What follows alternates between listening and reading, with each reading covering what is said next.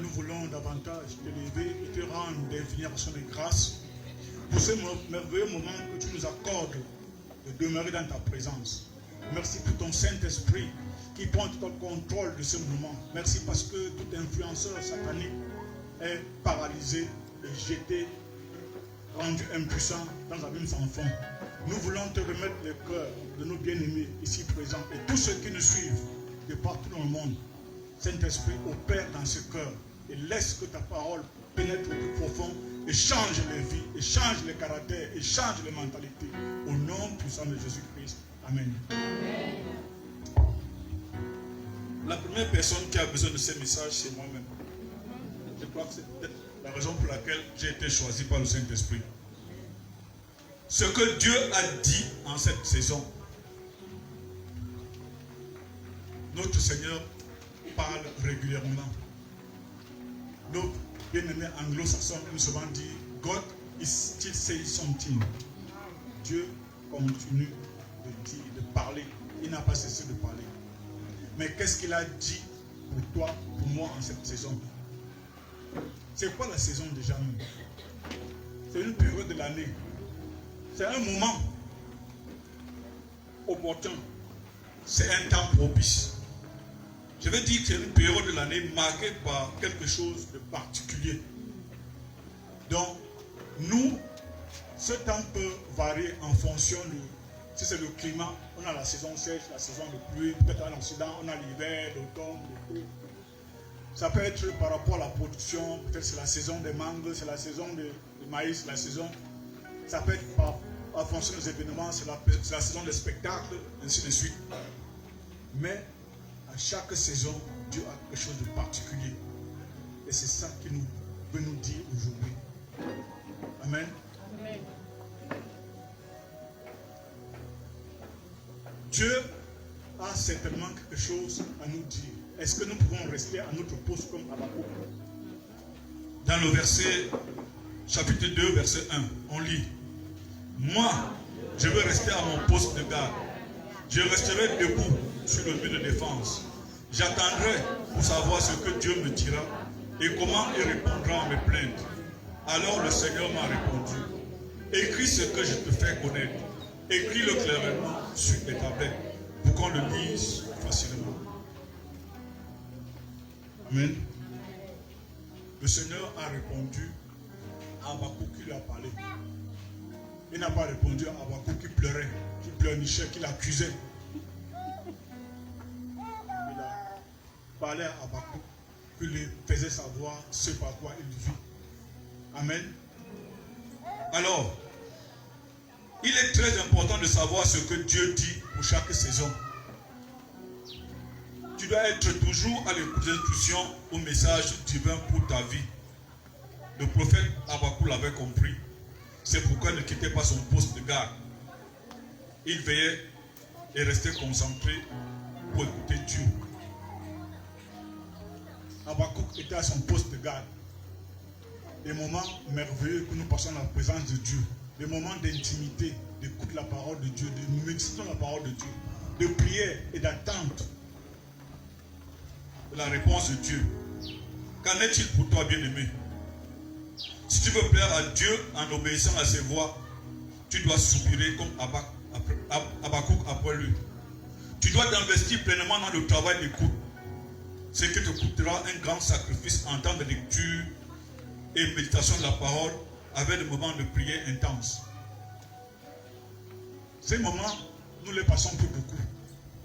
Nous les passons beaucoup plus dans les shows, dans les endroits où les prophéties et les miracles nous sont proposés.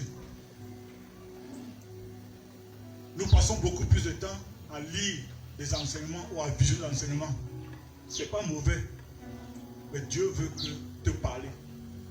Dieu veut que tu prennes du temps à l'écouter. Et même quand une prophétie est relâchée, c'est la parole de Dieu qui confirme la prophétie. Même quand tu as une vision, c'est la parole de Dieu qui confirme la vision. Est-ce que tu es à ton poste? Si tu n'es pas à ton poste, pourquoi voudrais-tu qu'il te parle? Pourquoi voudrais-tu qu'il te parle? Est-ce que quand ton mari ne rentre pas à la maison, tu commences à bavarder, à connaître tes enfants?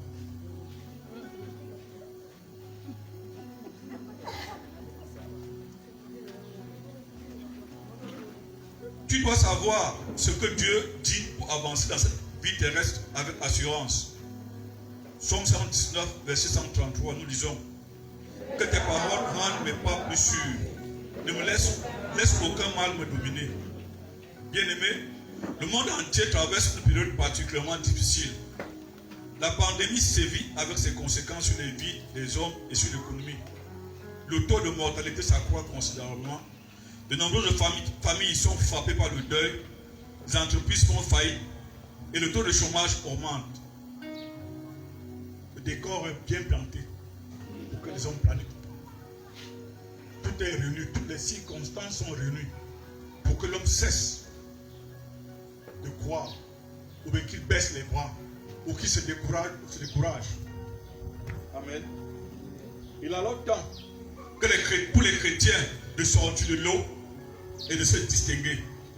Romains 8, 19, nous lisons. C'est en effet le Fils de Dieu que la création attend avec un ardent désir.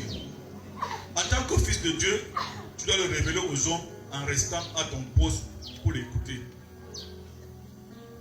Bien-aimé, quand des situations de détresse, quand des situations qui échappent à notre contrôle nous surprennent ou bien arrivent, très souvent c'est nous, les enfants de Dieu, qui sommes les premiers à paniquer ou bien à fuir ou bien à rejeter ou renoncer à nos responsabilités. Nous ne venons plus parfois aux rencontres parce que le Covid-19 est en train de sévir. Nous prenons des raisons. L'État a dit telle chose, la loi dit ceci, et nous n'avons même plus le temps d'avoir une communion avec Dieu ou bien avec nos leaders, rencontrer les leaders parce qu'on s'est dit qu'il y a Covid. Pourquoi vais-je aller rencontrer mon leader ou bien mon responsable? Peut-être sur le chemin, je peux prendre telle chose. Nous ne manquons pas de raisons à cause de Covid, de ce confinement qui nous est imposé par l'ennemi. Notre réaction, faisons attention, ceux qui ne sont pas en Christ nous observent. Il y a une bien-aimée qui a dit à son mari, qui a fait un accident, les pasteurs ne pleurent pas. Les pasteurs ne pleurent pas, tu ne peux pas pleurer. Les pasteurs ne paniquent pas. Les pasteurs ne montrent pas qu'ils souffrent. Vous voyez bien que le monde nous observe. C'est nous qui devons être des modèles. C'est nous qui devons apporter l'assurance à ceux qui sont à nos côtés, qui doutent même, qui ne croient plus du tout. Quand vous avez un frère ou une soeur qui est malade, hospitalisé, gravement malade, sur le point de mourir, qu'est-ce que cette personne fait? C'est à travers votre regard, vos émotions, qu'elle sait que ces jours sont comptés, ou bien qu'il n'y a plus d'espoir. Les gens nous regardent. Faisons attention à ce que nous disons ou à ce que nous faisons. Amen. Nous n'avons pas été choisis au hasard.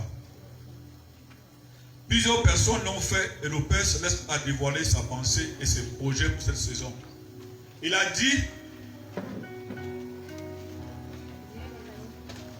3 Jean 1, verset 2, ensemble nous disons à haute voix: Bien-aimé, je souhaite que tu prospères à tous égards et sois en bonne santé comme prospère l'état de ton âme. Amen.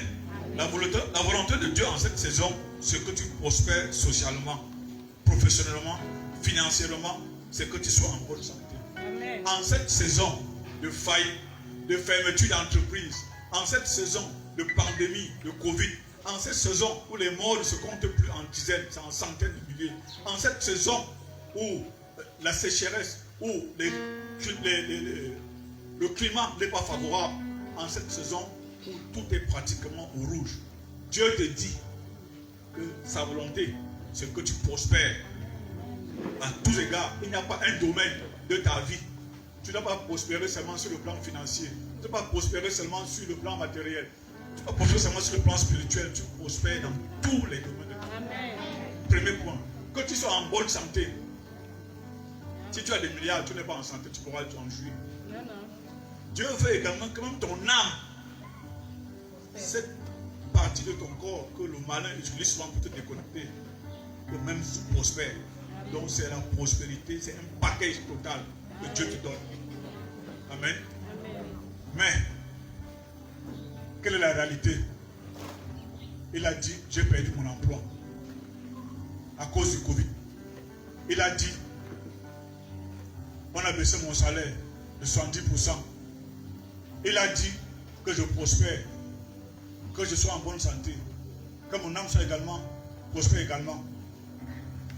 Ma famille et moi, nous sommes déchirés. Mon épouse et moi, nous ne nous parlons plus. Un esprit de dispute est installé dans ma maison, dans ma famille, dans mon entreprise. Tout est contre moi. Je suis malade. Rien ne va. Pourtant, qu'est-ce qu'il a dit? C'est que ma volonté, c'est que tu prospères à tous égards et sois en bonne santé, comme prospère l'état de ton âme. Voilà ce que le Seigneur m'a dit. Est-ce que ce que je vis, est-ce que la réalité, c'est ce que Dieu m'a dit? Ce n'est pas ce qu'il m'a dit. Et il nous dit dans sa parole que le mal qui nous arrive ne vient pas de lui. Voilà ce que lui veut pour nous. Que nous soyons en santé, que nous prospérons, comme prospère également l'état de nos âmes. Est-ce que nous pouvons nous tenir sur cette parole? Et que si le vent souffle, si la tempête se lève, si la mer s'agite, voyons qu'il a dit qu'on ne va pas mourir. Amen. Il y a quelque chose qui est très régulier chez les enfants de Dieu. Quand nous prions et Dieu exauce comme nous voulons, on dit Jésus, le Seigneur s'est glorifié. Amen. Vous avez entendu ça? Le Seigneur s'est glorifié. Le Seigneur ne se glorifie pas seulement quand l'exaucement correspond à ce que tu attendais. Si tu pries pour un malade, le malade meurt. Le Seigneur s'est glorifié. Amen. Non? Oui. Il s'est glorifié. Amen. Nous devons apprendre à rendre grâce à Dieu, à le glorifier, à le rendre pour la gloire pour tout ce qui nous arrive. Même si ça ne vient pas de lui. Parce qu'il n'est pas un homme pour mentir. Il a dit qu'il ne nous abandonnera jamais. Même si la mère qui m'a accouché m'abandonne, le Seigneur ne m'abandonnera jamais. Jamais. Amen.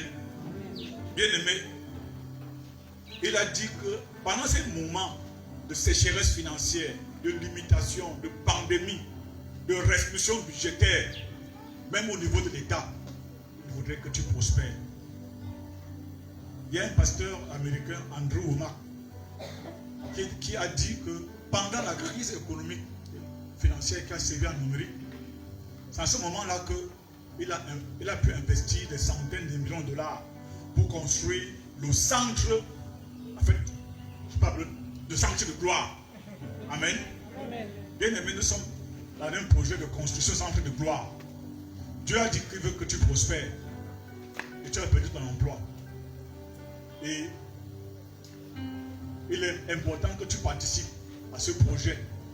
Mais tu vois seulement que tes économies là, tu ne peux plus les utiliser pour... C'est quand tu travailles. Si tu travaillais, tu pouvais faire cela. Amen. Maintenant, je ne travaille plus. Mais je garde ça pour nourrir mes enfants. C'est ce que j'avais prévu. Dieu a dit que tu prospères. Ce n'est pas toi qui décides. Il a dit que ta volonté, c'est que tu prospères. Ce n'est pas par tes efforts. C'est parce que tu es économe ou bien parce que il te demande, te dit qu'il veut que tu prospères. Alors, bien aimé, le centre de gloire t'attend. Amen. Amen. Le centre de gloire t'attend. Cette année, Qui est d'accord avec moi que nous allons construire ensemble de gloire? C'est possible? C'est possible? C'est possible? La caissière à côté à ma gauche là-bas. La trésorière, elle est là-bas. Je vais vous faire mon témoignage personnel. C'est un moment extrêmement difficile que moi j'ai donné ma contribution avec celle de mon épouse. On n'avait plus rien pratiquement. C'est à ce moment-là que le Seigneur m'a mis à cœur de donner ma contribution en de gloire. Amen. La prospérité a besoin aussi de notre sémence. Pensons à s'aimer pour l'œuvre de Dieu. Amen. Pensons à s'aimer. Vous ne faites pas ça pour Maman Diana ou Maman Aline. Le centre de gloire n'appartient pas à Maman Diana ou Maman Aline. Tous ces gens vont partir demain. Mais le centre de gloire va rester. Nos descendants vont continuer à adorer Dieu dans cet endroit. Amen. Le Seigneur te dit, agrandis la tente où tu vis. Tente étoile supplémentaire. Ne regarde pas la dépense. Allonge les cordes de ta tente. Considère les piquets, car tu vas t'agrandir de tous côtés. Amen. Amen. Sache que donc, pendant que le monde a crie récession, ton Père Céleste pense et projette ta croissance. Dieu veut que tu impactes tout en restant humble, sans te détourner de ses voies. C'est pour ça qu'il voudrait que même ton âme prospère à tous égards. Amen. Il dit encore dans Joël 2, 25, je vous remplacerai les années qu'ont dévoré la sauterelle, le gelé, le rasile et le gazan.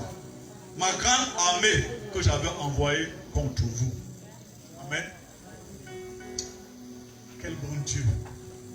Ce papa nous aime beaucoup. Non seulement il souhaite que tu prospères, mais il veut te redonner, te restaurer, te restituer les années que tu avais perdues. Amen. Bien-aimé, cette saison est une saison de prospérité à tous égards. Ce n'est pas parce que le mari n'est pas encore venu que tu vas sauter sur la main du premier venu. Comme le disait notre jeune. Attention à faire d'Ismaël au lieu d'Isaac. À cause de notre impatience. Soyons patients et regardons à Dieu. Demeurons focalisés. Restons à notre poste. Restons à notre poste. Anne, la mère de Samuel, était toujours à son poste. Elle partait, elle n'avait pas abandonné ses rencontres avec Dieu, son service avec Dieu. Peut-être, chacun de nous ici, là, nous sommes ancêtres de Samuel. Amen. Il y a un Samuel qui arrive dans ta vie. Alors ne baisse pas les bras. Ne baisse pas les bras. Ne te décourage pas. Dieu dit qu'il va te restaurer. Qu'est-ce que tu as perdu, bien-aimé? Je veux parler aux gens qui ont plus de 50 ans. Parce que quand on est jeune, quand on a 18 ans, on espère encore. Mais quand on a plus de 50 ans, on commence à se poser des questions véritablement. Je voudrais dire quelque chose. L'Éternel a dit à Abraham, dans Genèse 12, verset 1, lève-toi, va-t'en, quitte ton pays, ta nation, la maison de ton père. Va dans le pays, je te donnerai. Abraham avait quel âge? 75 ans. 75 ans. Abraham s'est levé, il a obéi. Et Dieu a béni Abraham. Dieu a restauré Abraham. Amen. Les hommes sont des gens. Job avait tout perdu. Et quand il a pardonné à ceux qui l'avaient menti dans leur parole, le Seigneur a restauré Job. Il lui a remplacé les choses qu'il avait perdues. Il a multiplié. Amen. Je voudrais faire un petit témoignage. Je n'avais jamais fait de vision. Un samedi, je crois que c'est samedi 18 avril 2015, je sortais de la prière dans mon assemblée à Maquet-Pétonnet, EEC. C'est pas la publicité, je vous en prie. Et j'étais sur le chemin retour au niveau, à l'époque j'habitais à Bépanda, au niveau du carrefour Tonnerre. Je me suis vu transporter dans une vision. Le carrefour Tonnerre où je vivais en face de congé de camp, ça fait environ 200 ou 300 mètres. Je ne sais pas comment j'ai fait pour arriver là-bas. Tout ce que je sais, c'est que j'étais dans une vision.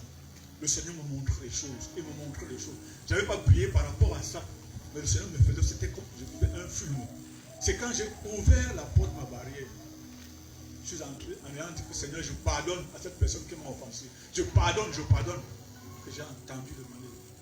Comme tu as pardonné, moi je vais te restituer tout ce que tu as perdu, tout ce qu'on t'avait arraché. C'était en 2015. Amen. Nous sommes aujourd'hui en 2020. La saison de Dieu, c'est notre saison. Notre saison, peut-être c'est 3 mois. Nous savons très bien lire nos saisons. La saison de Dieu, ce n'est pas 3 mois. Ce n'est pas 2 jours. Amen. Il avait dit, le Père a dit à Abraham qu'il va lui donner un fils. Abraham a attendu combien d'années? 25 ans. C'est à 100 ans qu'il a conçu Isaac. 25 ans. C'est sa saison. Toi, tu n'as que fait 5 ans de chômage.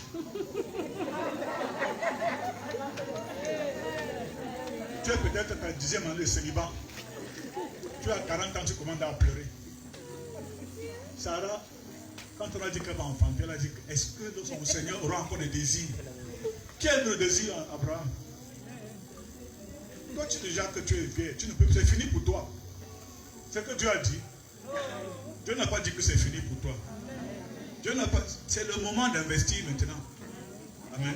Et de s'investir, et de se redéployer. Amen. Gloire à Dieu. Le Père Céleste dit qu'il va te restaurer dans tous les domaines de ta vie. Pendant que le monde crie, le Père Céleste te restaure et tu rattrapes des années de douleur, de perte, de division, par de nouvelles années de réconciliation et de restauration. Amen. Voilà ce que le Père peut faire. Je ne sais pas par quoi tu passes maintenant. Peut-être ça chauffe à la maison. Peut-être ton mari ne te parle plus. Peut-être ton mari voit en toi une ordure. Peut-être ton mari voit en toi une erreur de la jeunesse. Peut-être qu'il ne t'estime plus. Dieu voit. Dieu connaît tout. Et t'a dit que c'est ta saison de réconciliation. Amen. C'est ta saison de prospérité. La prospérité n'est pas seulement financière. La réconciliation, c'est une prospérité. Amen. Parce que si tu ne réconcilies pas, tu perds la paix. Donc même tes affaires chutent. Amen. Amen. Même ton rendement chute si tu es employé. Amen. Cependant, pour vivre tout cela, il y a une chose à faire. Accorde-toi avec Dieu dans la révélation. Amos 3:3 dit, 2 hommes marchent ensemble sans s'être mis d'accord. Le Seigneur te dit dans Luc 6:46, pourquoi m'appelez-vous Seigneur, Seigneur, et ne faites-vous pas ce que je dis? Si on est 2 complices, tu dis à ton ami que fais-moi telle chose, n'est-ce pas, il va faire la chose.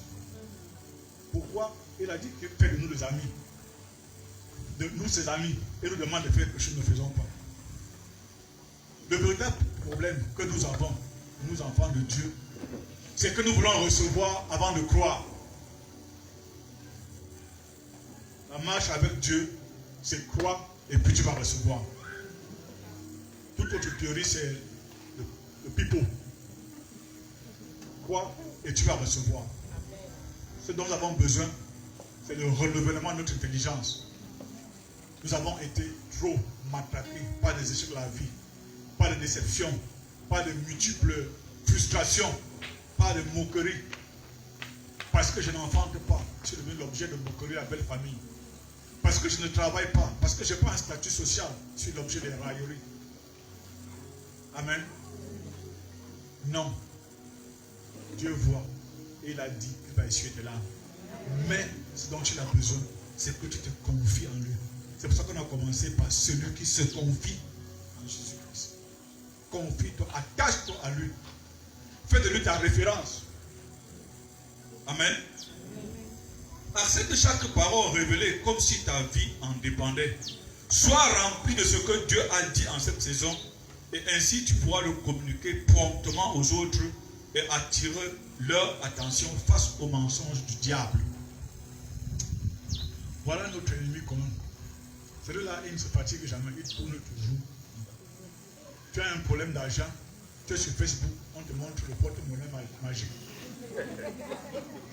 Si tu as peur du porte-monnaie magique, on te montre comment multiplier de l'argent à travers un investissement dans les autres choses là, dans les techniques qu'ils ont créées.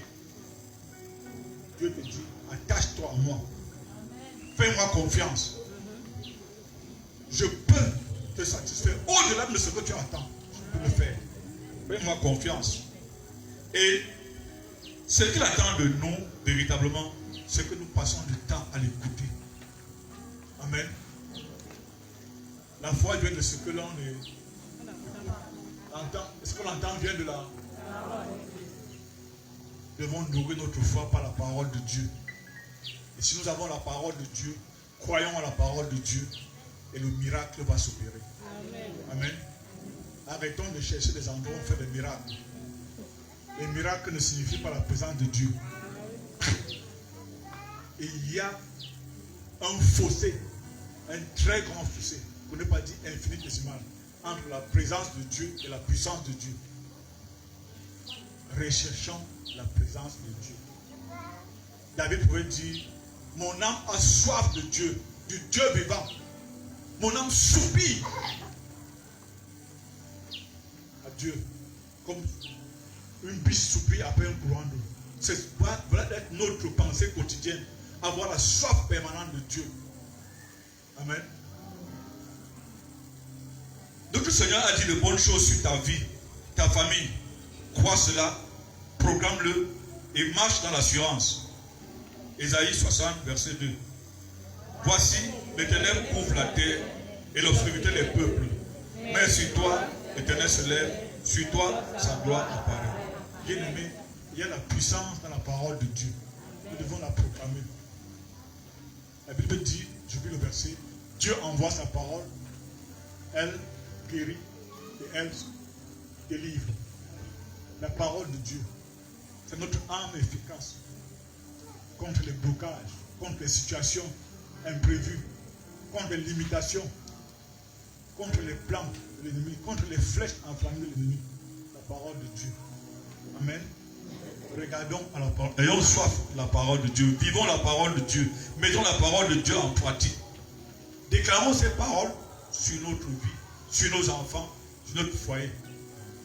Arrêtons de croire à ce que nos yeux voient. Arrêtons de croire à ce que les hommes disent. Croyons à ce que Dieu a dit. Amen. Amen. Fixe ces paroles, médite-les, grave-les dans ton cœur. Jésus est l'exaucement de tes prières. Amen. Amen. Bien-aimé, si tu as une vision, écris. Écris-la, grave-la et continue à prier. Laisse Dieu faire sa part. Amen. Nous allons prier. Père Céleste, je déclare que je m'accorde avec ta parole relâchée en cette saison. Même si les ténèbres recouvrent la terre, sur moi je vois ta gloire. Même si les ténèbres recouvrent la terre, sur moi je vois ta gloire.